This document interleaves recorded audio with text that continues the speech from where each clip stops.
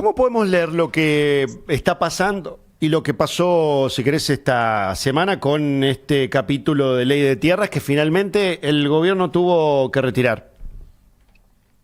A ver, me parece que tiene como dos contextos de análisis, ¿no? Dos enfoques para poner las cosas en un plano más analítico. Uno, que tiene que ver con la temática, la oportunidad, la conveniencia en este momento de plantear una ampliación en el cupo de la capacidad de los extranjeros para comprar tierras en la Argentina en este momento histórico, por decirlo de alguna manera, ¿no? Sí. Es decir, después del Mundial, después del clima nacionalista con Inglaterra, en fin, me parece que ahí faltó un poquito de pulso de lo que está pasando en el clima social en relación a ciertos temas y a ciertas cuestiones, donde tampoco está tan clara cuál es el beneficio inmediato que tiene la política que plantea el gobierno, ¿no? Digo, hay cosas, aspectos de regulatorios que ha propuesto Sturzenegger, donde uno ve inmediato el beneficio. No sé, por ejemplo, estoy pensando flexibilidad en la compra y venta de automóviles, la forma en que se hace y demás. Uno ve enseguida el beneficio. Acá no queda tan claro.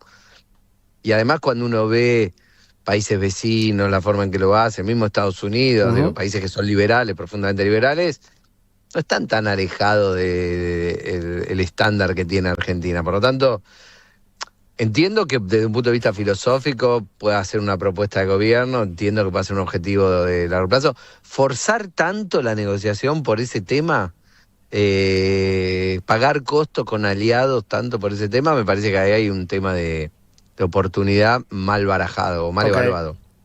Y después me parece que hay otro enfoque que tiene más que ver con el inicio del año electoral, postmundial, ¿te acordás que veníamos hablando? Sí.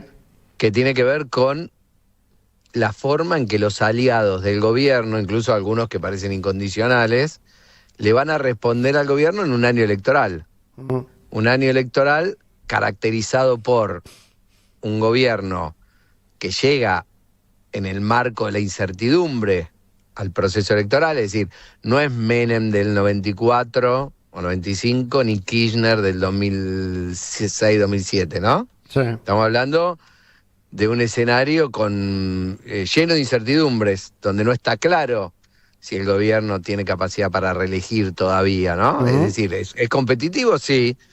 ¿Tiene la reelección asegurada? No. Entonces, los aliados dudan, porque muchos aliados tienen otro signo político, otro color político, tienen que conservar sus territorios, entonces ven un gobierno que navega a veces entre la reelección asegurada y entre el fracaso asegurado, ¿no?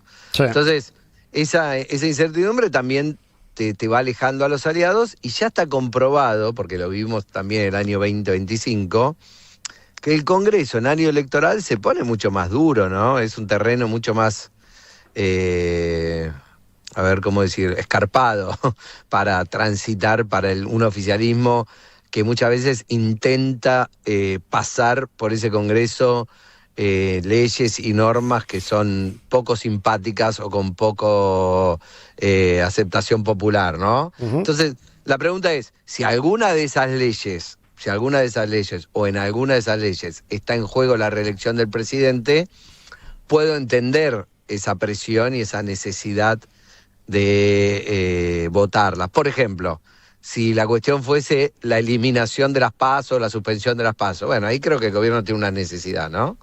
Entonces, entiendo si ahí hay una presión. Ahora, realmente, con este punto, en este tema, donde aparte vimos que figuras que en general no tienen involucramiento en la política han mostrado su adhesión en contra del gobierno, digo, ¿qué necesidad hay de poner a la gente del otro lado, no? Yo siempre digo, la grieta tiene sentido, la dinámica de la grieta, la política agonal, ¿no? De los regímenes populistas o de los gobiernos populistas, tiene sentido en tanto en cuanto vos te acomodes la mitad de tu lado, ¿no? Ahora, si vos cuando trazás la línea dejás a más de la mitad del otro lado, y ahí yo creo que tenés que repensar un poquito o calibrar un poquito el instrumento. Bueno, es que algo de eso advirtieron porque Yo ayer escribí una columna que decía Cest Tini, ¿no? A propósito de Tini Stoessel.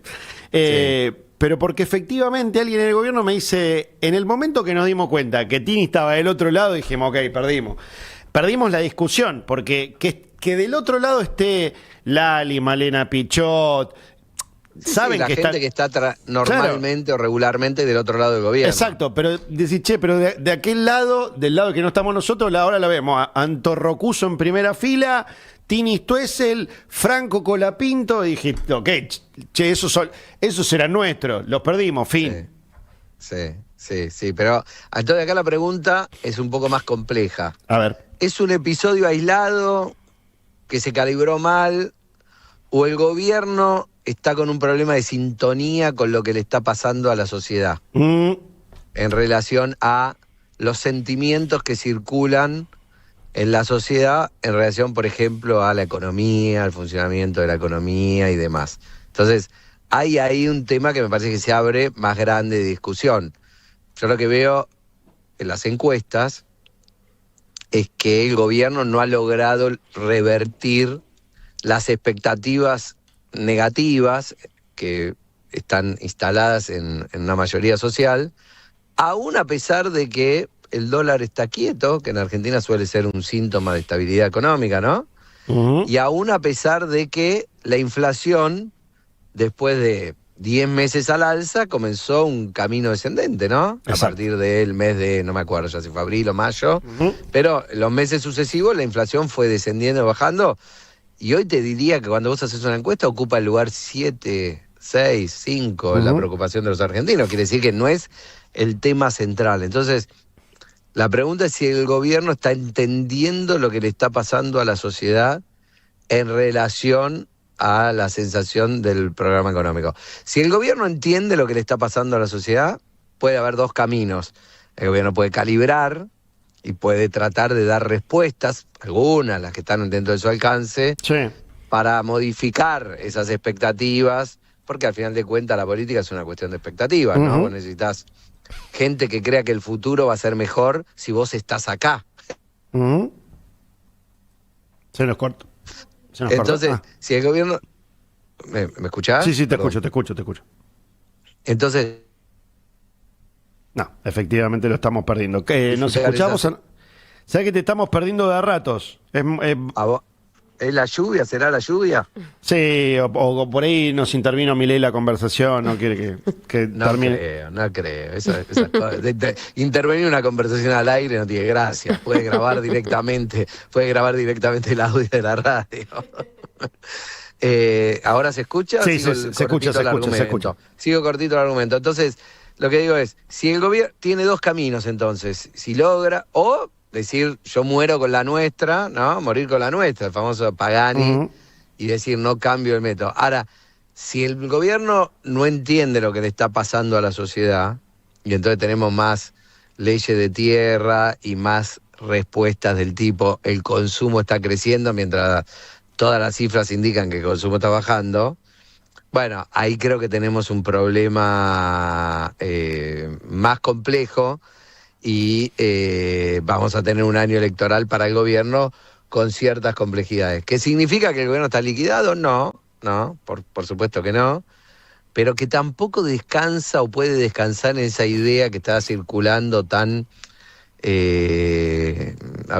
como masivamente de que igual no hay oposición, como si la gente necesitase a Winston Churchill para reemplazar a Javier Milei. ¿No? O a Charles de Gaulle, como se decía cuando nosotros éramos chicos, ¿no? Que es Winston Churchill. La gente hoy reemplaza lo que hay con lo que puede. Exactamente. Bueno, no con ideales. Entonces, eso de decir, no hay oposición. Es mentira que no hay oposición. Claro. Está lleno de oposición. No hay oposición. No será la oposición que le gusta a los analistas y a los periodistas y a mis colegas, pero la oposición está lleno. Por lo tanto, si la sociedad te quiere cambiar, te va a cambiar por lo que haya. Y yo no creo que la sociedad vote nunca, no ahora, nunca, algo que no le gusta porque crea que no hay oposición. Eso no pasa. Te aseguro que elige otra cosa. Bueno, eligió a Alberto Fernández y eligió a Javier Milei. Exactamente. Bueno, por eso los hechos hablan por sí mismos. La fiscalía descansa, como diría un amigo mío abogado.